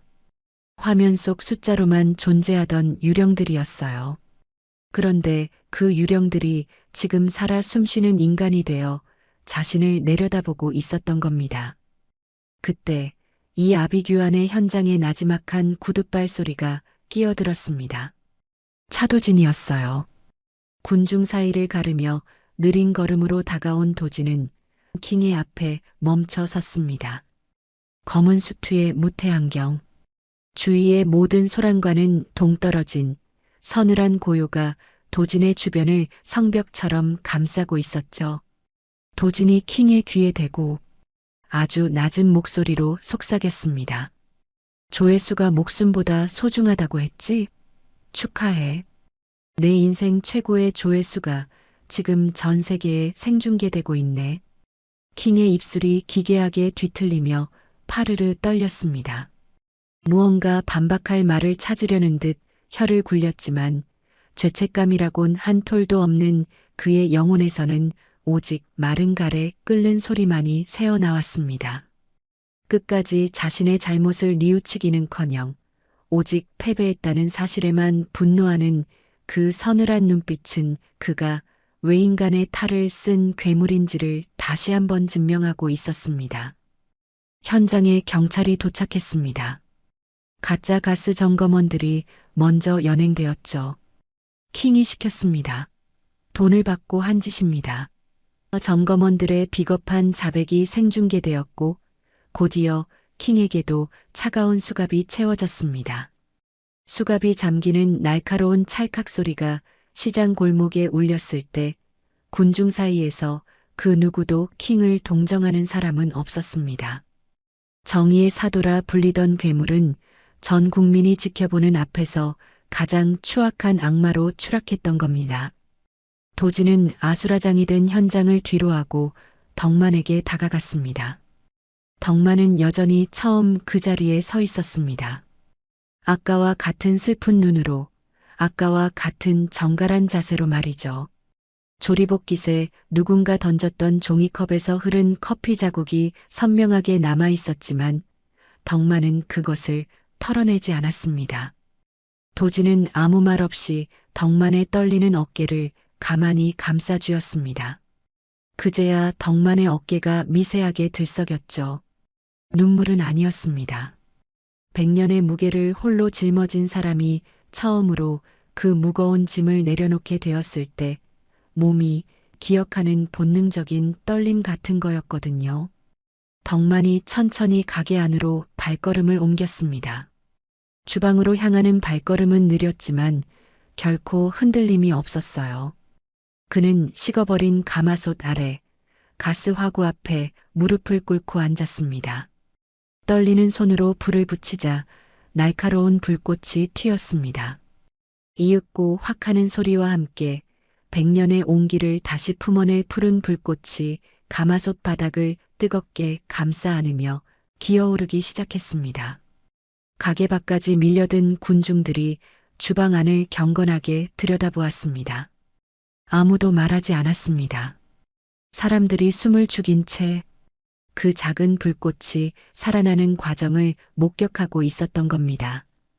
방금 전까지 사기꾼을 외치며 분노하던 사람들이 지금은 다시 태어나는 불꽃 앞에서 경건하게 고개를 숙이고 있었습니다. 꺼졌던 불이 다시 타오르는 것. 그것은 거짓에 가려졌던 진실이 다시 세상 밖으로 고개를 내미는 장엄한 부활의 첫 숨결이었으니까요. 가마솥 위로 뽀얀 수증기가 다시금 몽글몽글 피어오르기 시작했습니다. 킹의 몰락은 그야말로 정광석화처럼 빠르고 철저했습니다. 채널은 즉각 영구 정지되었죠. 수십 명의 피해자가 제기한 집단 손해배상 소송이 시작되었습니다. 불법 식품 첨가제 투척에 따른 식품위생법 위반과 업무방해, 거기에 가짜 점검원을 동원한 파렴치한 사기 공모까지 죄목이 꼬리에 꼬리를 물고 이어졌고 킹의 전 재산은 순식간에 압류되었습니다. 화면 속에서 정의의 사도를 자처하던 킹은 수갑이 채워진 채 고개를 푹 숙이고 호송차에 올랐습니다. 그 비참한 장면을 찍는 카메라는 이번에는 킹이 아닌 분노한 대중들의 것이었죠. 시장에는 조금씩 온기가 돌아오기 시작했습니다. 하지만 진짜 부활은 법정이 아니라 바로 청우의 주방에서 시작되었습니다. 모든 법적 절차가 마무리된 어느 날 민수가 지하 창고에서 항아리 하나를 조심스럽게 꺼내 들었습니다. 바로 시육수 항아리였습니다. 100년 전 증조부가 처음 우려낸 국물의 씨가 되는 원액이 담긴 청우의 심장과도 같은 유산이었거든요. 민수가 두 팔로 항아리를 정중하게 감싸 안고 지하 계단을 올라왔습니다. 항아리를 아는 팔에는 그날 밤 사투의 흔적인 상처가 여전했지만 민수의 발걸음은 그 어느 때보다 단단했습니다. 주방 한가운데 놓인 가마솥 앞까지 항아리를 옮겨 내려놓자 덕만이 다가와 뚜껑 위에 손을 얹었습니다. 뚜껑을 여는 덕만의 손이 잠시 허공에서 멈추었습니다. 이 뚜껑을 열면 100년의 향기가 터져 나올 거였으니까요. 아버지의 손때가 할아버지의 고단했던 새벽이 증조부의 첫 불꽃이 이 작은 항아리 안에 농축되어 있었습니다. 덕만은 눈을 감고 천천히 뚜껑을 들어 올렸습니다. 주방 가득 깊고 묵직한 향이 파도처럼 번져 나왔습니다. 100년의 세월이 응축된 향기였어요. 진한 솥뼈의 감칠맛 위로 세대를 건너며 쌓여온 시간의 깊이가 코끝을 간지럽혔던 거죠. 인공의 냄새에 잠식당했던 주방이 이 향기 하나만으로 다시 살아 숨쉬기 시작했습니다. 덕만은 그 향을 들이마시며 한동안 감은 눈을 뜨지 못했습니다. 민수가 항아리를 조심스레 기울여 시육수를 가마솥에 부었습니다. 맑고 진한 원액이 무쇠솥 바닥을 타고 끈적하게 흘러내렸고 새로 지핀 푸른 불꽃이 그것을 뜨겁게 받아 데우기 시작했습니다. 국물이 보글보글 끓기 시작하자 청우 특유의 그 뽀얀 수증기가 다시금 피어올랐던 거예요. 이번에는 인공 착색료가 억지로 만들어낸 기괴한 흰색이 아니었습니다. 뼈와 물, 그리고 정직한 시간만이 만들어낼 수 있는 맑고 깊은 본래의 생명력이었죠. 수증기가 낡은 기와지붕 틈새를 비집고 골목 전체로 번져나가자 상인들이 하나 둘 고개를 내밀었습니다. 다들 그 냄새를 몸으로 기억하는 사람들이었거든요. 수십 년 동안 새벽마다 맡아온 알람 시계보다 먼저 하루의 시작을 알려주던 그리운 향기. 돌아왔구나 하는 안도의 표정들이 골목을 따라 꽃처럼 번져나갔습니다. 덕만을 비난했던 사람들이 하나둘 청우의 가게 앞으로 모여들기 시작했습니다. 누군가는 눈물 어린 사죄의 편지를 들고 왔고 누군가는 정성이 담긴 꽃다발을 조용히 놓아두었습니다. 한 중년 남자가 한참을 머뭇거리다 덕만을 향해 깊이 고개를 숙였습니다. 어르신, 저희가 잠시 눈이 멀었습니다. 정말 죄송합니다. 용서해 주십시오. 덕만은 아무 말 없이 그 사람의 거친 손을 따뜻하게 잡아주었습니다. 원망도 억울한 한탄도 없었습니다. 그것이 바로 덕만이라는 사람의 그릇이었거든요. 그는 손을 잡아주고는 이내 돌아서서 다시 가마솥 앞에 섰습니다. 국물간을 보고 거품을 걷어내고 불세기를 조절하는 일, 100년 동안 해온 그 당연한 일들을 다시 묵묵히 시작했을 뿐이었습니다. 모든 소란이 잦아든 깊은 밤이었습니다. 가마솥 터에는 덕만과 도진, 단 둘뿐이었죠. 주방의 불꽃은 낮게 타오르고 있었고 가마솥 위로 수증기가 고요하게 춤을 추고 있었습니다. 바깥에 요란했던 소음들이 거짓말처럼 사라진 시간. 가마솥에서 보글보글 국물 끓는 정겨운 소리만이 주방을 평화롭게 채우고 있었습니다. 덕만은 국자로 국물을 한번 떠서 맛을 보더니 만족스러운 듯 고개를 끄덕였죠. 그리고는 대접 하나에 국물을 넉넉히 담았습니다. 고기를 썰어 2점 더 얹고 싱싱한 파를 송송 올렸어요. 밥을 가득 담아 푸고 잘 익은 깍두기를 곁들였습니다. 숟가락을 가지런히 놓은 뒤 덕만은 아무 말 없이 그 상을 도진의 앞에 내밀었습니다. 사람이 따뜻한 국물을 먹어야 다시 살지. 25년 전 갈 곳 없던 도진의 아버지에게 했던 말과 한치의 오차도 없는 같은 말이었습니다. 덕만은 그것을 결코 의식하고 한 말이 아니었습니다. 그냥 제 앞에 있는 사람이 배고파 보이면 밥을 차려주는 것. 그것이 이 노인이 80평생을 살아오며 해온 일의 전부였으니까요. 도진은 대접을 받아들었습니다.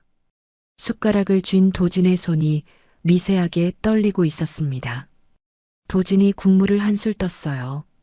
입술에 닿는 순간 도진의 숟가락질이 멈추었습니다. 아, 바로 이 맛이었어요. 아버지가 병상에서 숨을 거두기 직전까지 도진아, 그 국물 맛을 절대로 잊으면 안 된다고 당부했던 그 맛. 도진은 그 맛을 기억이 아닌 영혼에 새겨두었었죠. 혀끝에 먼저 닿는 담백한 감칠맛, 목구멍을 타고 내려갈 때 비로소 번지는 깊은 단맛. 25년 동안 그 어디에서도 찾을 수 없었던 그 구원의 맛이 지금 이 숟가락 위에 고스란히 살아 있었습니다. 도지는 대접을 다 비울 때까지 한마디도 하지 않았습니다. 마지막 국물까지 마신 뒤 숟가락을 내려놓고는 한참을 가만히 앉아 있다가 나직하게 입을 열었습니다. 어르신, 이제 이 불꽃은 절대로 꺼지지 않을 겁니다. 제가 그렇게 설계했으니까요. 덕만은 도진의 어깨를 가만히 토닥이며 배웅했습니다. 2번, 3번. 국물을 저을 때처럼 천천히 일정한 박자로 말이에요. 말로 다 하지 않아도 그 투박한 손길 안에 담긴 진심을 도진은 전부 알아들었습니다. 문을 나서는 도진의 등 뒤로 가마솥의 수증기가 공기 속으로 은은하게 번져나가고 있었어요. 도진은 그 따뜻한 기운이 등에 닿는 것을 느끼며 시장 골목을 힘차게 걸어나갔습니다.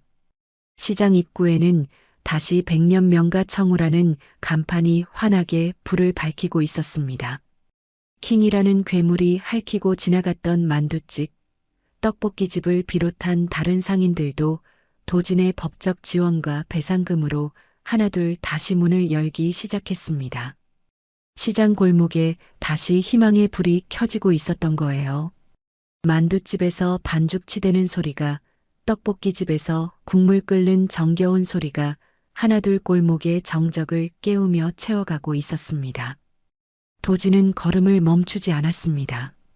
뒤를 돌아보지도 않았죠. 다만 수트 안주머니 속 낡은 1번 번호표를 손끝으로 조용히 쓸어보며 아주 작은 미소를 지었습니다. 빚을 갚기 시작한 사람의 발걸음은 그 무엇보다 가벼웠습니다. 킹이 연행되고 청우에 다시 불이 켜졌지만 시장의 공기가 완전히 풀린 것은 아니었어요. 문제는 바로 민수였습니다. 킹이 체포되기 직전 마지막으로 뿌린 추악한 독이 하나 있었거든요. 청우의 직원 민수가 돈을 받고 직접 가루를 넣었다는 비열한 거짓말이었죠. 증거조차 없는 허무맹랑한 한마디였지만 한번 뱉어진 말은 독한 연기처럼 시장 골목 구석구석을 떠나지 않았었죠. 킹의 조작은 명명백백하게 밝혀졌어도 민수를 향한 의심은 별개의 생명력을 가지고 끈질기게 살아남았던 거예요. 상인들은 연행되는 킹보다 고개를 숙인 채 서 있는 민수에게 더 차가운 시선을 보냈습니다.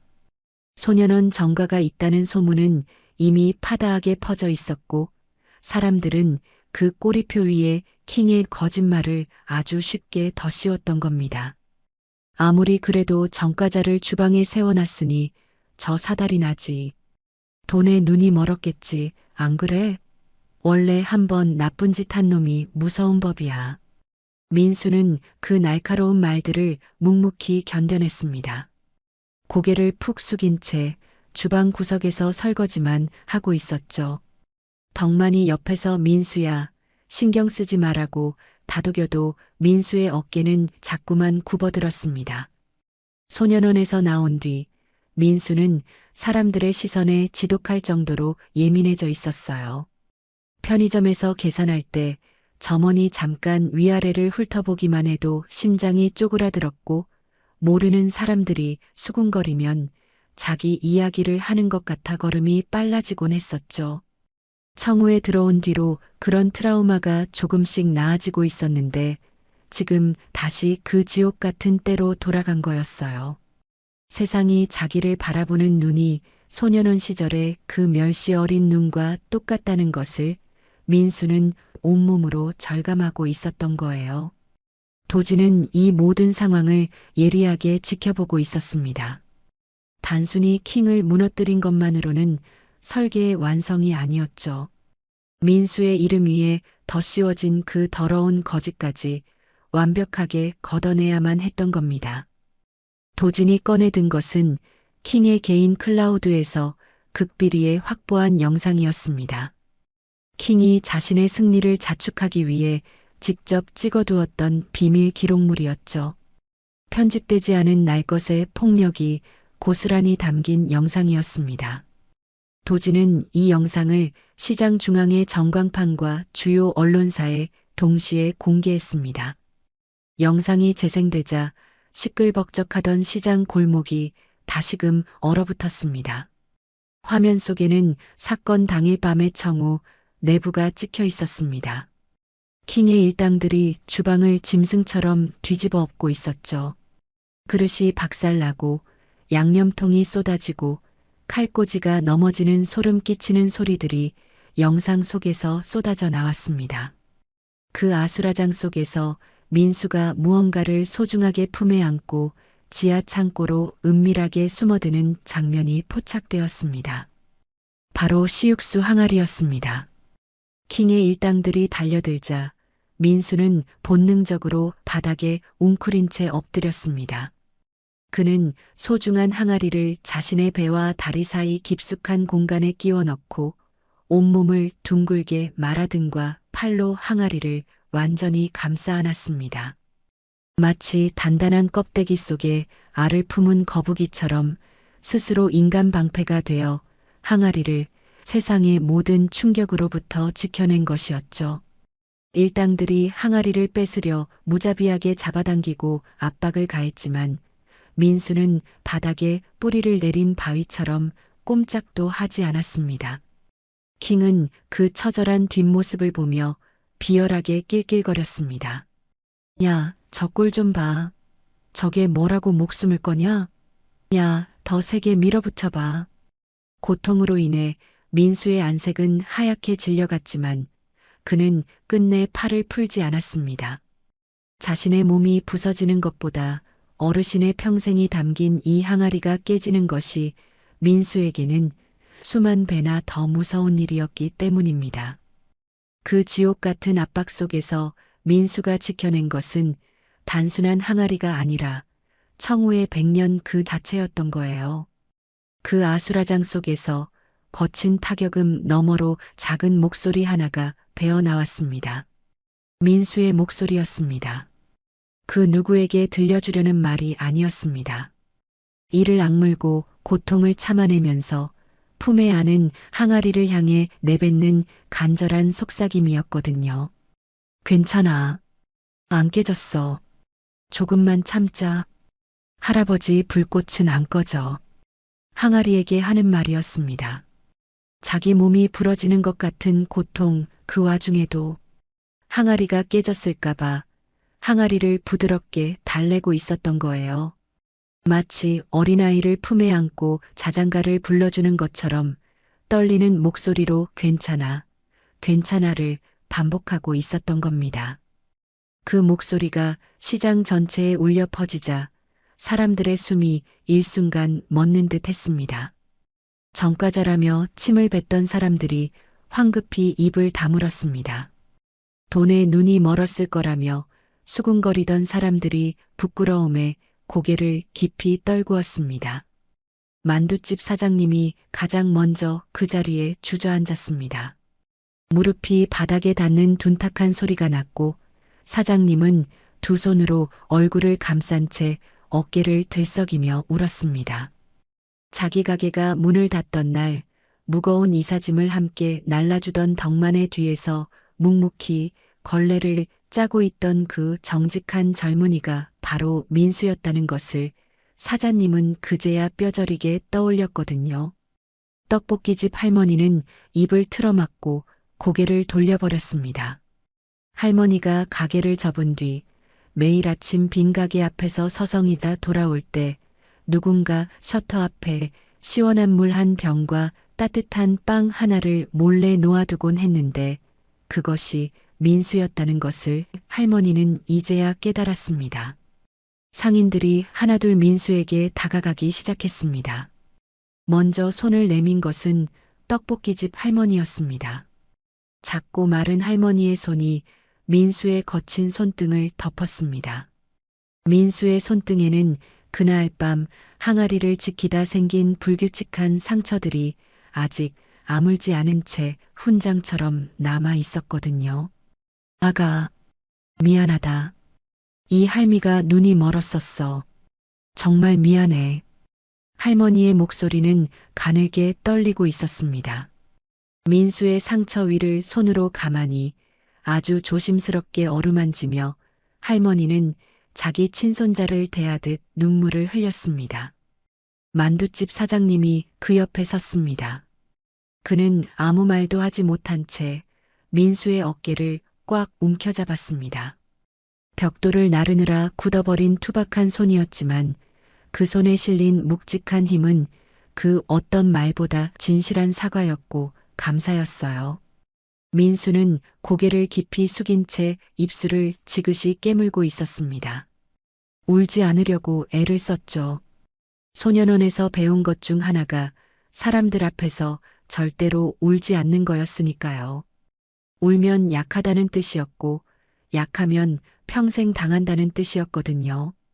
그래서 민수는 이를 악물었습니다. 하지만 할머니의 따뜻한 손이 자기 손등의 상처 위를 부드럽게 어루만지는 순간 민수의 턱이 걷잡을 수 없이 떨리기 시작했습니다. 소년원에서 억지로 굳혀놓은 마음의 벽이 와르르 무너지고 있었던 거예요. 참고 있던 뜨거운 것이 턱 밑까지 차올랐고 결국 입술 사이로 오열이 터져 나왔습니다. 한번 무너지자 멈출 수가 없었어요. 민수는 두 손으로 얼굴을 감싸 쥔 채 어깨를 들썩이며 아이처럼 서럽게 울었습니다. 한편 덕만은 민수가 피로 지켜낸 그 항아리를 건네받으며 한동안 말을 잇지 못했었죠. 평생 눈물을 보이지 않던 꼿꼿한 장인이었습니다. 가마솥 앞에서 100년의 무게를 홀로 견뎌온 사람이었거든요. 그런 그 사람의 눈에서 뜨거운 것이 비로소 흘러내렸습니다. 민수야. 목소리가 깊이 흔들리고 있었죠. 그 무거운 걸 너 혼자 들고 그 지옥 같은 시간을 대체 어떻게 버텼느냐? 민수는 대답하지 못했습니다. 그저 고개를 숙인 채 어깨만 들썩였을 뿐이죠. 고맙다. 정말 고맙다, 민수야. 덕만의 거친 손이 민수의 머리 위에 가만히 얹혔습니다. 아버지가 아들의 머리를 쓸어 넘기듯이, 아니, 그보다 훨씬 더 조심스럽게 말이에요.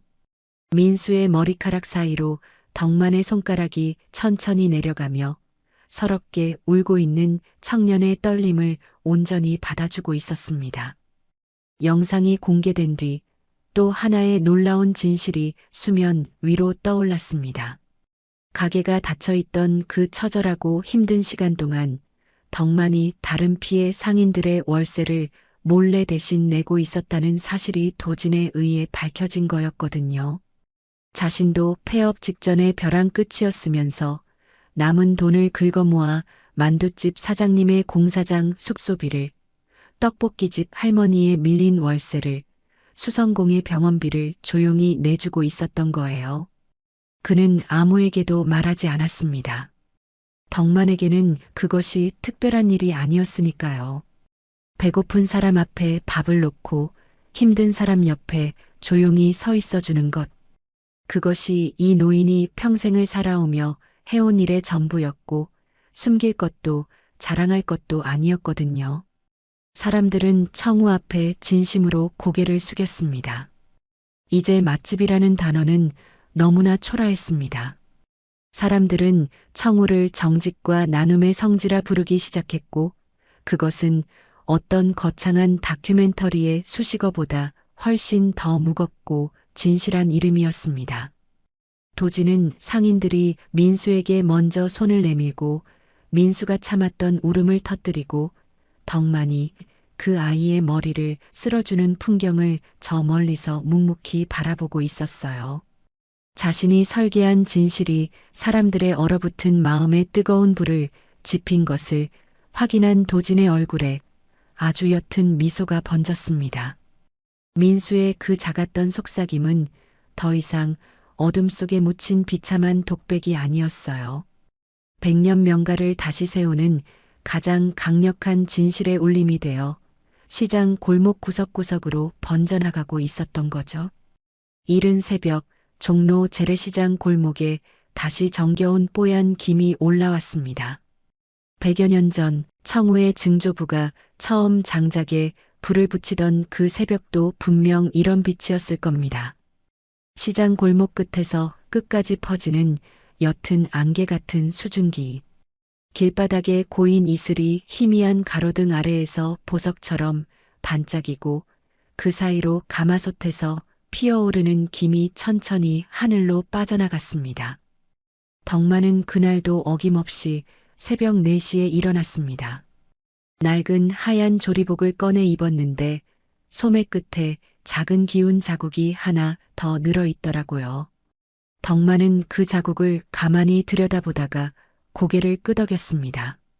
아내가 살아 있었다면 밤새 정성껏 바늘을 들었을 텐데 이제는 민수가 서툰 솜씨로 한 땀 한 땀 꿰맨 자국이었거든요. 가마솥 뚜껑을 열자 시육수에서 올라오는 뜨거운 김이 덕만의 얼굴을 부드럽게 감쌌습니다. 덕만은 눈을 감고 한참을 그 자리에 서 있었습니다. 그때 가게 문이 열렸어요. 큰아들이었습니다. 그 뒤로 둘째 딸도 약속이나 한 듯 따라 들어왔어요. 둘 다 값비싼 명품 코트를 입고 있었고 손에는 두툼한 사업 계획서를 들고 있었습니다. 큰아들이 말했어요.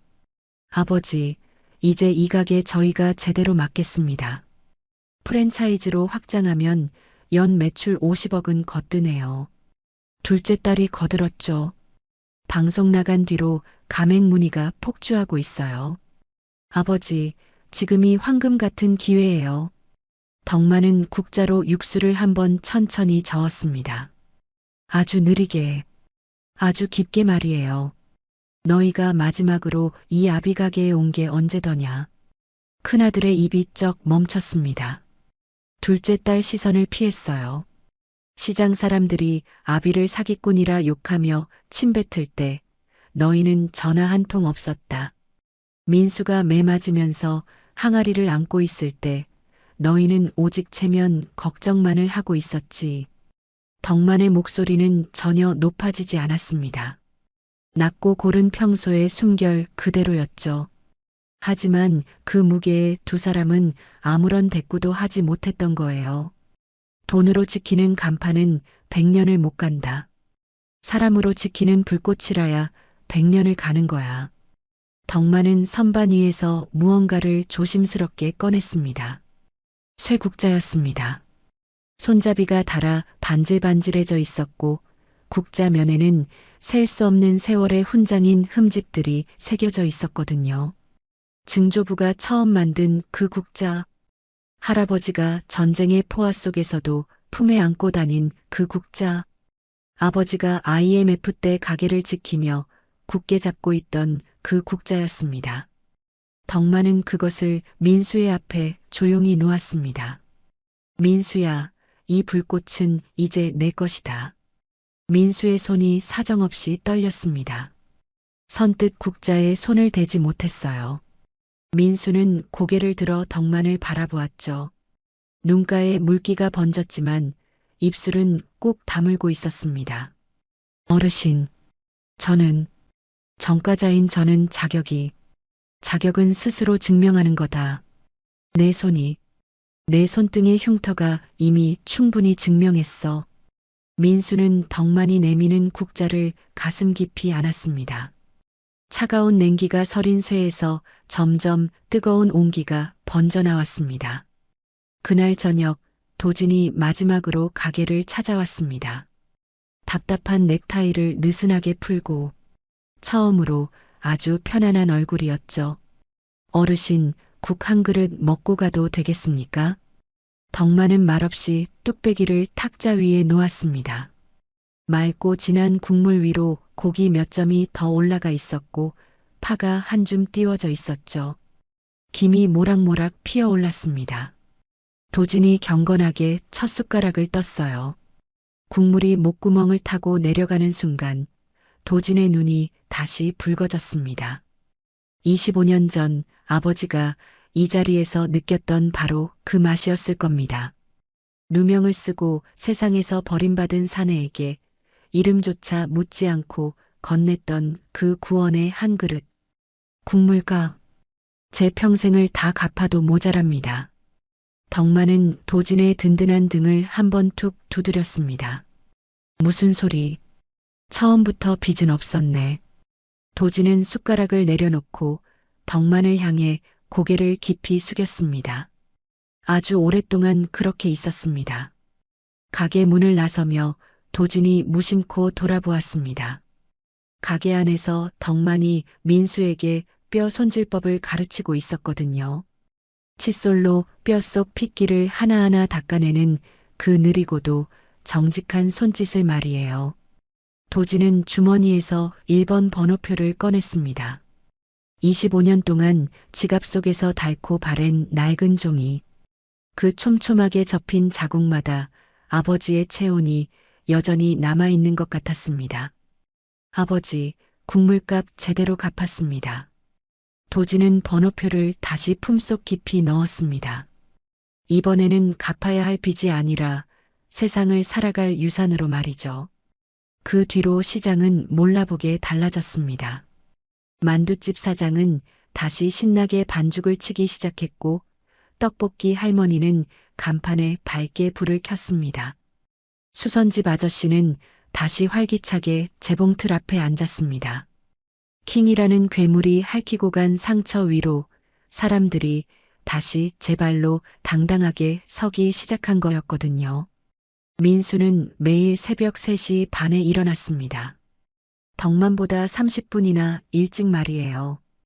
뼈를 정성껏 씻고 국물의 색과 거품을 살폈습니다. 아직은 서툴렀습니다. 하지만 그 서투른 손길은 매일 조금씩 더 깊어지고 있었습니다. 어느 날 아주 이른 새벽 민수가 가마솥 뚜껑을 열었을 때 올라오는 김 사이로 덕만의 평온한 얼굴이 보였습니다. 덕만은 100년 세월의 그 으름이 밴 가마솥 터의 낡은 의자에 앉아 눈을 감고 미소를 짓고 있었어요. 민수가 조심스럽게 물었습니다. 어르신, 주무세요? 아니, 듣고 있었다. 뭐요? 네가 국물 젓는 소리. 제법 나쁘지 않더라. 민수는 입술을 지그시 깨물었습니다. 기분 좋은 웃음이 새어나왔죠. 가게 밖 시장 입구의 낡은 나무 간판에 환한 새벽빛이 내려앉았습니다. 100년 명가 청우. 그 글자 위로 새벽의 김이 뽀얗게 피어올랐습니다. 첫 번째 100년은 한 사람의 지독한 정성이 지켰습니다. 다음 100년은 그 정성을 온몸으로 물려받은 손이 지킬 겁니다. 불꽃은 절대로 꺼지지 않을 거예요. 모두가 끝났다고 말했던 100년의 불꽃이 다시금 뜨겁게 타오르기 시작했습니다. 조회수의 눈이 멀어 타인의 거룩한 삶을 짓밟았던 포식자는 스스로 제 무덤에 파묻혔지만 그 폐허가 된 자리 위에 다시 피어난 것은 100년 전 그날과 똑같은 정직한 땀방울의 향기였습니다. 화려한 명품 수트를 입은 자식들은 돈이 되는 비법을 물었지만 76세 노인은 흉터를 가진 이름 없는 청년에게 100년의 국자를 건넸습니다. 머리가 아닌 온몸을 던져 국물의 목숨을 지켜낸 그 정직한 상처야말로 세상 그 어떤 화려한 사업계획서보다 귀한 100년의 자격이었기 때문입니다. 25년 전 갈 곳 없는 사내에게 이름도 묻지 않고 건넸던 따뜻한 곰탕 한 그릇. 그 소박한 온기가 25년을 돌아대를 이은 보은이 되어 돌아왔을 때 비로소 100년의 역사는 아름답게 완성되었습니다. 세상은 자극적인 거짓에 환호하고 정직한 진심은 때때로 힘없이 무너지는 것처럼 보입니다. 하지만 여러분 꼭 기억하십시오. 화려한 거짓의 불꽃은 화력을 다하면 재가 되어 허망하게 사라지지만 누군가를 살리고자 지켜온 정직한 온기는 절대로 식지 않는 법이니까요. 당신의 오늘을 데워줄 진짜 온기는 지금 어디에 있나요? 100년의 불꽃은 내일 새벽에도 변함없이 타오를 겁니다. 이야기 들어주셔서 감사합니다. 묵묵히 지켜온 그 정직한 진심이 기적이 되어 돌아오기를 진심으로 바라겠습니다. 구독과 좋아요 눌러주시고 어디서 듣고 계신지 댓글 남겨주시면 마음으로 인사드리겠습니다. 마음의 위로가 되는 따뜻한 이야기로 또 찾아뵙겠습니다.